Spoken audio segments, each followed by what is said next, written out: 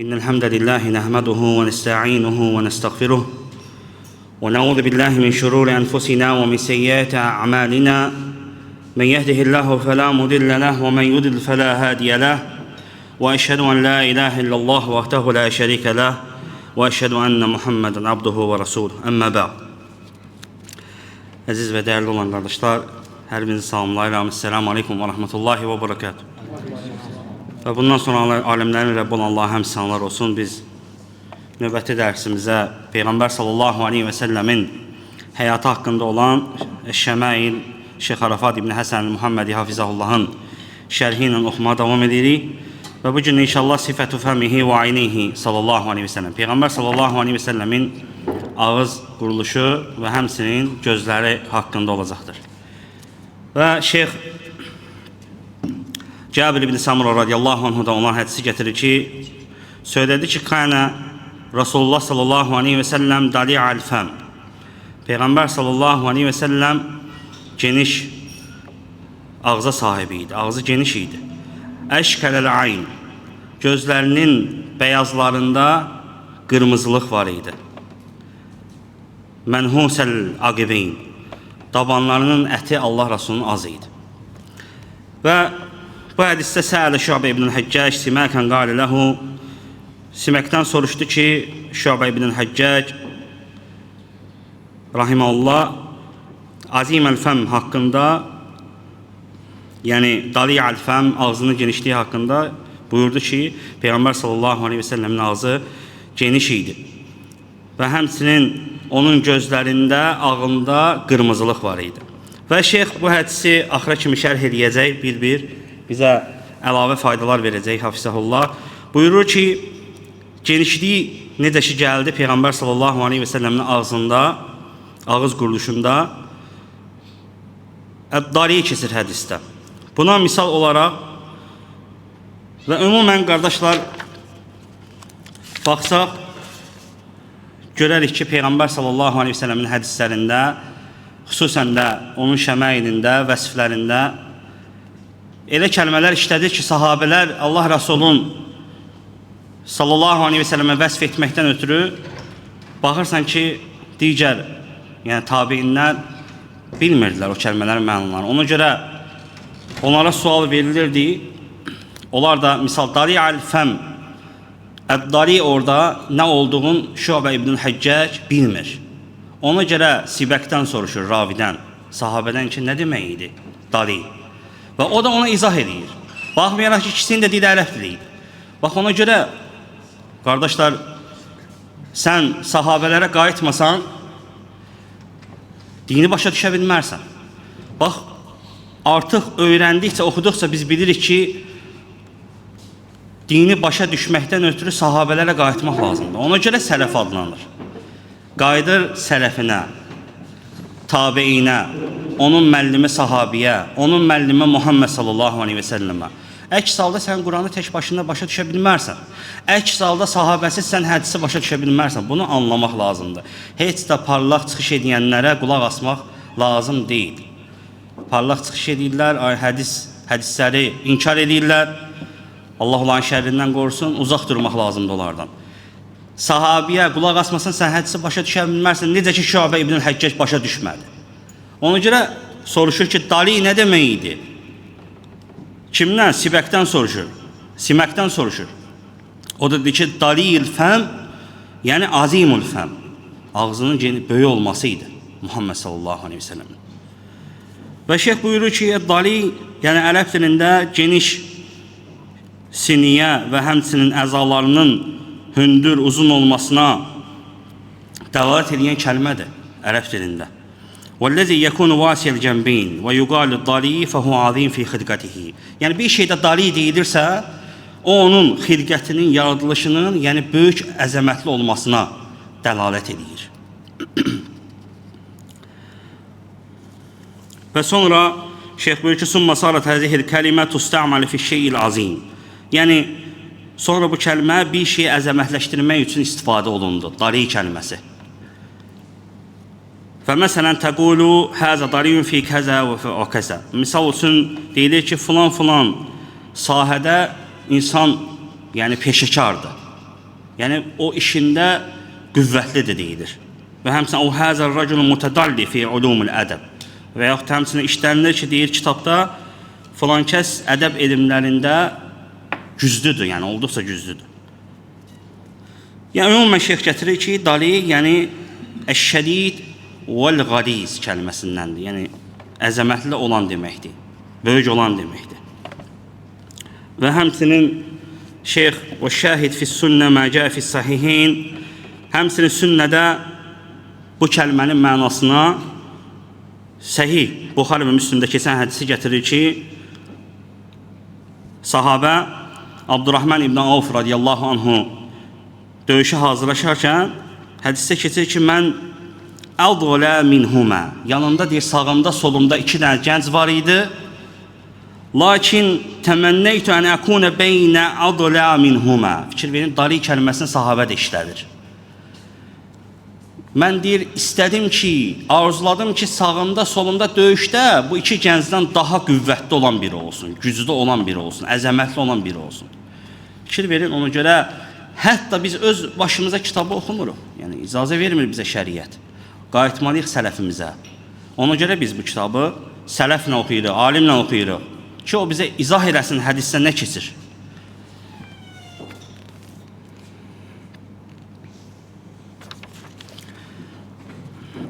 Və həmçinin şeyx gətirir ki, وَالْعَرَبْ تَمْدَهُ الرَّجُلْ بِسِعَةِ فَمِهِ. Ərəbə baxsan deyir onlar وَتَزُمُّ فِي الرَّجُلْ صِغَرِ الْفَمِ. Ərəblərdə ümumən kişinin ağzının genişliyinə görə ərəblər həmən kişini tərif edərdilər. Və həmçinin də onun əgər kişinin ağzı balaca olardısa, yəni genişin əksi geniş olmazsa, o zaman deyir onu qınıyardılar. Bu ərəblərdə var idi. Ona görə Muhammed sallallahu aleyhi ve sellem Allah subhanahu taala ən gözəl biçimdə yaratdı. Baxın sahabə nə deyir? O insanlar içində ən gözəl bədən quruluşuna sahib olan idi Allah Resulü. Və əhlul lüğə yufassiruna dalil fəm bivasil fəm. Həmçinin deyir, lüğət əhli təfsir ediblər ki, hədisdə keçən daliul fəm, ağzının dali olması, yəni onun geniş olması deməkdir, böyük olması deməkdir. Bu cür izah ediblər.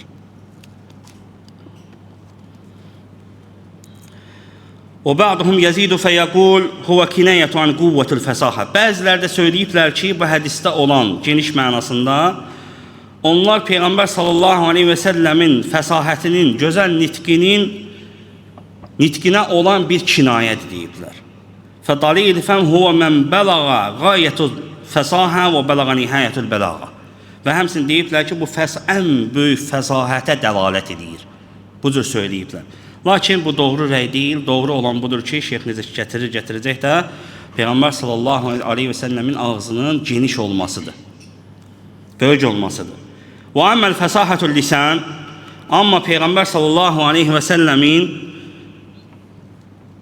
dilinin fəsahətinə gəlincə və bəlağətul qavl, sözünün bəlağətinə gəldikdə fəqad kənə sallallahu aleyhi və səlləm min zəlikə bil məhlil əfdal. Fəsahətə, bəlağətə gəldikdə Peyğəmbər sallallahu aleyhi və səlləm bu məqamda ən üstün olan idi.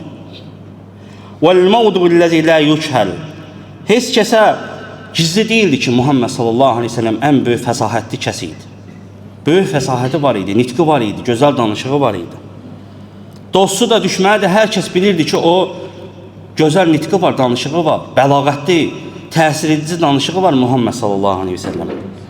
Və həmçinin danışarkən Peyğəmbər sallallahu aleyhi ve sellem cümlələri heç bir çətinlik çəkmədən, yəni fikirlərin heç bir çətinlik çəkmədən Allah Resulü gözəl şəkildə ifadə edirdi. Sözünü Allah Resulü uzatmadan yerində və qısa bitirərdi. Uzatmadan yerində və qısa bitirərdi Muhammed sallallahu aleyhi ve sellem. Danışığında Allah Resulü təbii idi, səmimi idi insanlarla. Onlara suala cavab verəndə də, danışanda da hər bir kəslə Allah Resulü səmimi danışardı. Heç kəsi, üzr istəyirəm, yola verməzdi Allah Resulü. O onun sifətindən, ədəbindən deyildi. Hər kəsdən səmimi danışırdı. Vəqad utiyə cəvamiyul kəlim. Və Peyğəmbər sallallahu aleyhi və səlləmə cəvamil kəlim verilmişdir. Kim deyər cəvamil kəlim nədir? De. De bismillah. Arkadaşlar faydalansın. Cəvamil kəlim nə deməkdir? Peyğəmbər sallallahu əleyhi və səlləmə verilmişdi bu. Yəni qısa kəlmələrlə Peyğəmbər sallallahu əleyhi və səlləm qısa kəlmələr deyərdi, lakin bu qısa kəlmələr böyük mənaları əhatə edərdi. Cəzakallah xeyr. Allah razı olsun. Sənə ətir hədiyyə inşallah. Yəni qardaşlar, cəvamil kəlim Muhammed sallallahu aleyhi və səlləmə xas idi. Qısa bir kəlmə deyirdi Allah Rasulü, lakin böyük bir mənaları əhatə edirdi. Və həmçinin Abu Hureyra radiyallahu anhudan gəlir ki, Peyğəmbər sallallahu deyir ki, mənə cəvamil kəlim verildi. Yəni Allah Rasulü qısa kəlmə ilə böyük bir fikirləri ifadə edə bilirdi. Baxsan hədislərə görərsən ki, qısa hədislərdir, ancaq böyük bir mənaları əhatə edir. Və xassa bi bida'il hikam. Və həmçinin Peyğəmbər sallallahu aleyhi və səlləmə ən gözəl hikmətləri xas olaraq Allah Rasuluna vermişdi Allah. Çox hikmətli idi. Və həmçinin və ilmə əlsinətil ərəb, ərəblərin ləhcələrini də Allah ona öyrətmişdi. Baxmayaraq ki, baxın, Peyğəmbər sallallahu aleyhi ve sellem ummi idi. Nə yazmağı bilirdi, nə də oxumağı. Amma Allahın ona verdiyi bir möcüzə idi, yəni Allah vermişdi ona. Yazmağı, oxumağı bacarmadığı halda yazanlardan, oxuyanlardan daha fəsahətli idi. Nitqi daha güclü idi, daha bəlağətli idi, danışarkən təsir edə bilirdi insanlara. Muhammed sallallahu aleyhi ve sellem. Yəni Allah vermişdi ona. Və amma bin nisbəli Thagri Nebi sallallahu aleyhi ve sellem fəqad qalə Umar radiyallahu anhu və kənə min əhsənin nəsi thəqra. Amma Peyğəmbər sallallahu aleyhi ve sellemin ön dişlərinə gəldikdə, bu barədə Ömər radiyallahu anhudan gələn səhih hədis var qardaşlar. Ömər radiyallahu anhu buyurur ki, Peyğəmbər sallallahu aleyhi ve sellemin ön dişləri baxımından insanların ən gözəli idi. Ən yaraşıqlısı idi Allah Rasulü. Və başqa bir hədisdə də zəif deyil, lakin bu hədis Əbu Hureyradan gələn hədisdə eyni ləfz onda da keçir, lakin mətn eyni olduğuna görə, səhih hədisə müxalif olmadığına görə şeyx gətirir. Əbu Hureyra buyurur ki, kənə həsənət thağır. Dişləri gözəl olan biri idi Allah Rasulü. Şeyx gətirir ki, ət-thağır o demək ki, müqaddəməl əsnən, ön dişlər. Sonra söylədi ki, sahabə mə əşkələl ayn. Əşkələ sözün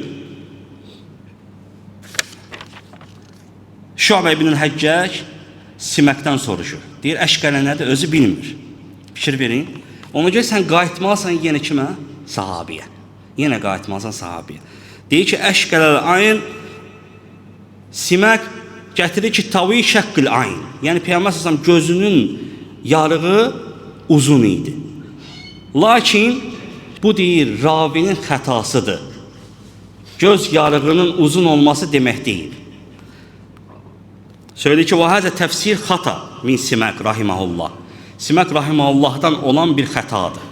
Və savab, doğru olan odur ki, huvə məttəfəqə aleyhi əimmətil lüğa.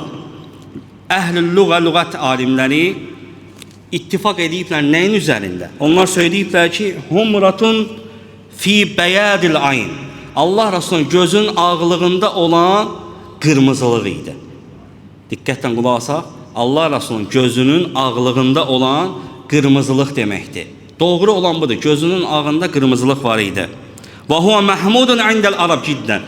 Həmçinin də ərəblərdə bu sevilən bir şeydir, təriflənən bir şeydir. Baxın, ərəblər xoşlayırlar o kişinin ki, gözünün ağında qırmızılıq var. Görün, Allah Rasulunun Allah Subhanahu necə yaradıb?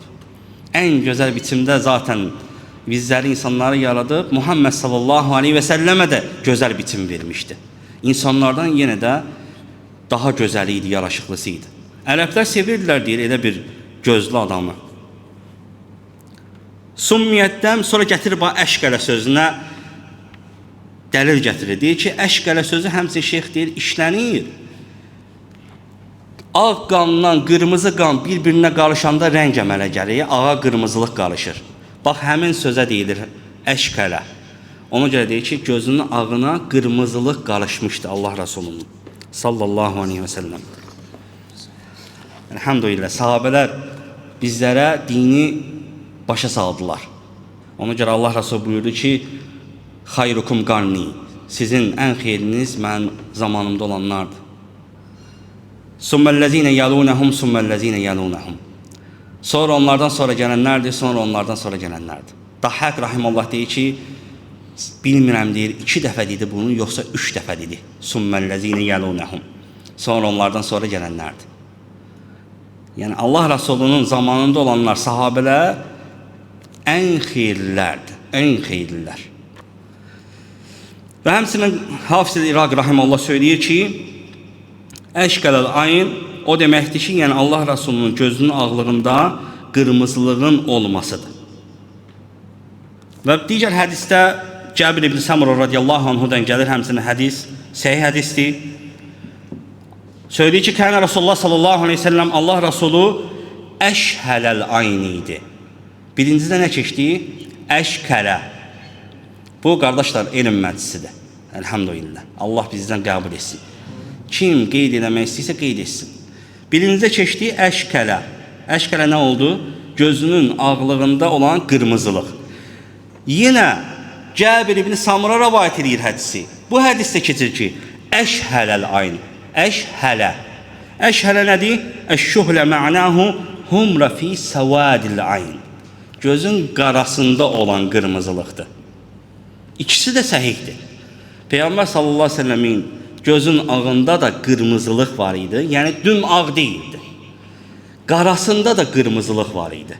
Yəni tünd qara deyildi. Sallallahu aleyhi ve sellem.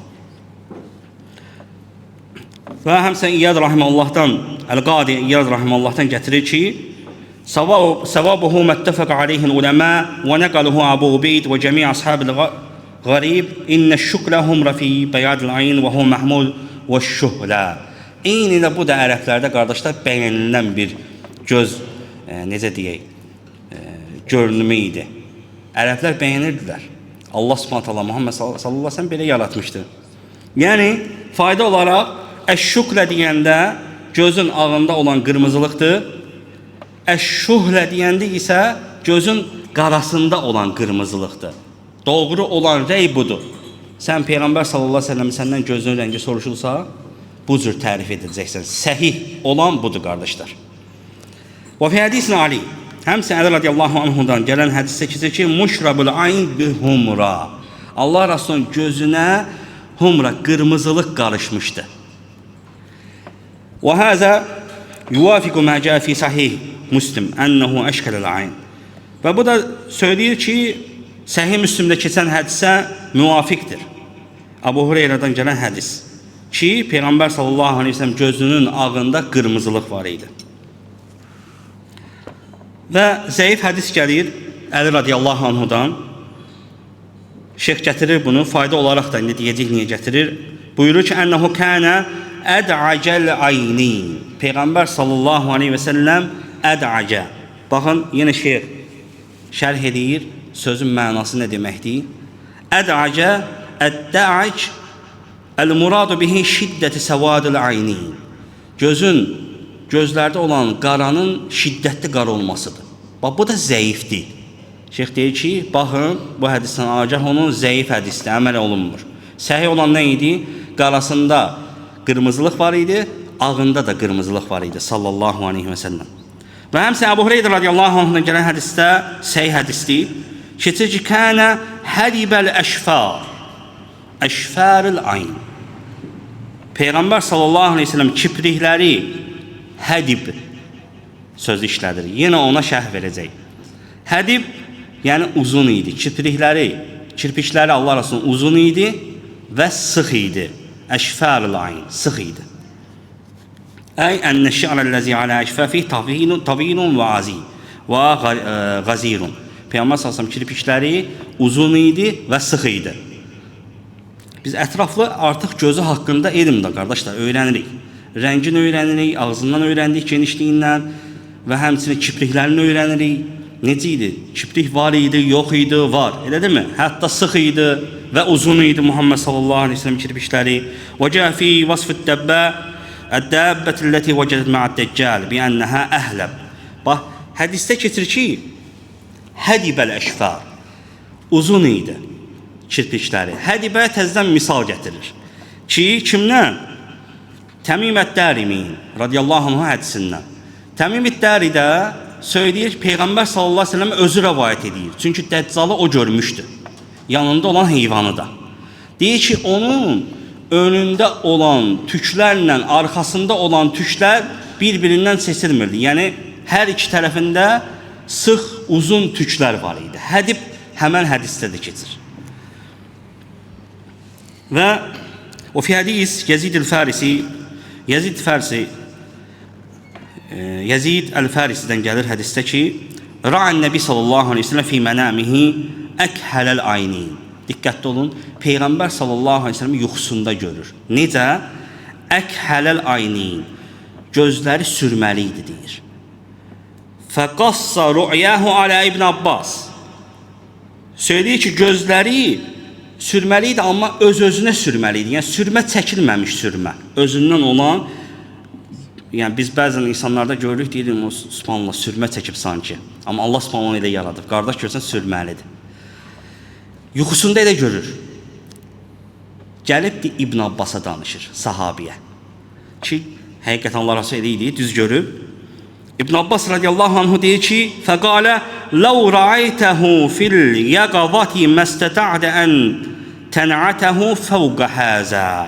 Söyləyir ki, İbn Abbas, əgər Muhammed sallallahu aleyhi ve selləmi yuxuda həqiqətən görsəydin, onu deyir, bundan artıq vəsf edə bilməzdin. Yəni, ənə həzə min sifətihi. Yəni, Peyğəmbər sallallahu aleyhi ve sellem sifətindən idi, vəsfindən idi. Ki, onun gözündə sürmə çəkmədiyi halda həmən o qaralıq var idi, göz qapağının üstündə. Sallallahu aleyhi ve sellem. Şeyh buyurur ki, huvə səvad fi əkfənil ayn. Yəni, xilqətən. Yaradılışdan Peyğəmbər sallallahu aleyhi ve sellem göz qapaqlarında qaralıq var idi. Yəni, xilqətində idi, yaradılışında idi o. Baxmayaraq ki, Peyğəmbər sallallahu aleyhi ve sellem kəənnəhu iktəhələ, sanki sürmə çəkirdi. Sanki sürmə çəkmişdi. Və huvə ləm yəqtəhi sallallahu aleyhi ve sellem. Amma sürmə çəkməmişdi. O qaralıq onun yaradılışında var idi. Sallallahu aleyhi ve sellem. Və həmsinin bu hədisi daha da izah etmək üçün Cəbir ibn Səmuradan hədis gəlir, lakin hədis zəif hədisdir. Yaxşı sual verərsən ki, zəif hədisdir, niyə danışır şeyh? Çünki məna səhih hədisin mənasına müxalif deyil. Səhih hədisin mətni ilə eynidir, mənası ilə eynidir. Ona görə bu zəif hədisdə gətirir. Hədisdə keçir Cəbir ibn Səmura deyir ki, və kuntu izə nəzartu iləyhi qultu. Peyğəmbər sallallahu aleyhi ve səlləmi gördükdə əkhəlul aynin və leysə bi əkhəl. Gözləri sürməlidir deyərdim. Gözləri sürməlidir deyərdim. Halbuki deyir, yəni sürmə çəkməmişdi, sürməli deyildi. Və qavluhu fi hədis və həmsin yekun olaraq hədisdə keçdi ki, mənhusul aqib. Peyğəmbər sallallahu aleyhi ve sellem dabanının əti az idi. Ayağında dabanının əti az idi. Hədisdə gəldiyinə görə baxmayaraq ki, bu mövzudan deyil, şeyx fayda olaraq deyir ki, bəli, Peyğəmbər sallallahu aleyhi ve sellemin mənhus, yəni dabanının azlığına işarət edir və əlavə olaraq faydanı gətirir bu hədisdə keçən kəlmiyə ki, Peyğəmbər sallallahu aleyhi ve sellem həzrən Nəbi sallallahu aleyhi ve sellem fil vudu ən yətrakəl insəni aqibə bilə qasıl. Peyğəmbər sallallahu aleyhi ve sellem kim ki dəstəmaz alanda, dabanında və yaxud da ki dəstəmaz aldığı əzalarından hər hansısa bir yeri tərk edərdisə, Allah Rəsul ondan çəkindirərdi. Fəqalə və söylədi ki, Peyğəmbər sallallahu aleyhi ve sellem vaylul lil-aqabi minən-nar. Vay olsun cəhənnəm odunda yanan dabanlara. Allah Rəsul dedi. Ona görə başqa bir hədisdə gəlir ki, sahabə dəstəmaz alır və baxdı ki, dəstəmaz əzasından bir istiyə su dəyməyib. Allah Rəsul buyurdu ki, get təzədən dəstəmaz al. Ona görə və həmsinin burada aqib deyəndə, yəni tək daban nəzərdə tutulmur. Daban və onun arxa tərəfi, hansı ki, yəni topuq və topuğun altı, onlar da aiddir. Ona görə dəstəmaz alarkən kişi diqqətli olmalıdır, topuğunu da düzgün yumalıdır, dabanını da düzgün yumalıdır və ümumən Peyğəmbər sallallahu əleyhi və səlləm dəstəmazının vəsiflərindən idi, sifətindən idi. Dəstəmaz alarkən kamil dəstəmaz alardı, gözəl şəkildə dəstəmaz alardı, tərtibata diqqət edərdi. Hətta bax dəstəmaz alanda barmaqların arasını yuyardı, ayaq barmaqlarının arasını yuyardı. 3 dəfə yerinə yetirərdi, kamil şəkildə dəstəmaz alırdı. Yəni biz də dəstəmaz alarkən tələsməməliyik, diqqətli olmalıyıq, vəsvəsiyə də qapılmamalıyıq ki, ay su dəydi, dəymədi, belə yox. Bazardığını eləməlisən, amma diqqətli olmaq lazımdır. Allahdan istəyir ki, Allah Subhanahu faydalı etsin. Subhanakallahumma bihamdika və əşhədu en la ilahe illa ent və estağfiruka və etûbü ileyk.